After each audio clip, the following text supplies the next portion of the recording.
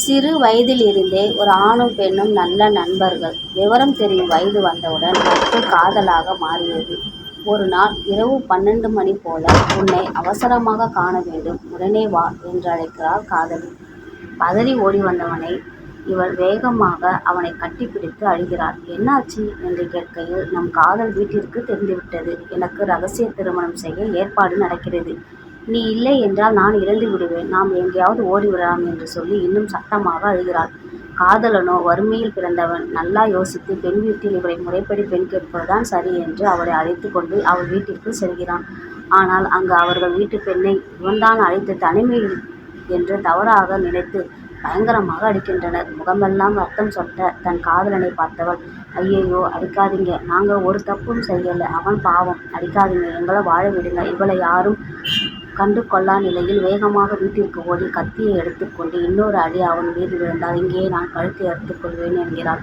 "நீ எனக்கு வேணாமடா, உன் மனைவியாக வாழ எனக்கு பாக்கியம் இல்லைடா, என்னை மறந்து விடுடா பொறுக்கி" ஆஹாஹா என்று மண்டியிட்டு மனம் நொந்து கதறி அழுகிறாள்.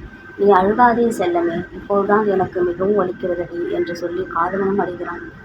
தன் முதல் காதல், அதாவது இவ்வளவு கதையும் தன் மனைவியிடம் சொல்லி அழுகிறான் அந்த காதலன். பிறகு என்னாச்சு என்று கண் கசிந்தபடி மனைவி கேட்க, "என் மேல் போலீஸ் புகார் கொடுத்து 1 வருடம் சிறையில் இருந்தேன். சிறையிலிருந்து வெளியே வந்த நான் என் நண்பனை பார்க்க சென்றேன். அப்போதுதான் தெரிந்தது என் நண்பனின் மனைவிதான் என் காதலி."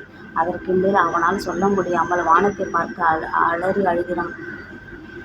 இப்போதுதான் மனைவிக்கு கணவன் மீது காதல் வந்தது. அவன் சட்டையை பிடித்து இழுத்து அவன் மார்பில் முகம் பதித்து, "நான் உன் பொண்டாட்டிடா, அவ போனா போகட்டுமே, உனக்காக நான் இருக்கேன்டா தங்கம், நீ சாகிற வரையும் உன் கூட நான் இருப்பேன்டா, அந்த பெண்ணை காதலித்தது போல் என்னை காதலிப்பியாடா" என்று அவள் கேட்க, இவன் அதிர்ச்சியில் உறைந்து போய், "என் மனைவியா இவள்" என்று வியந்து பார்க்கிறான்.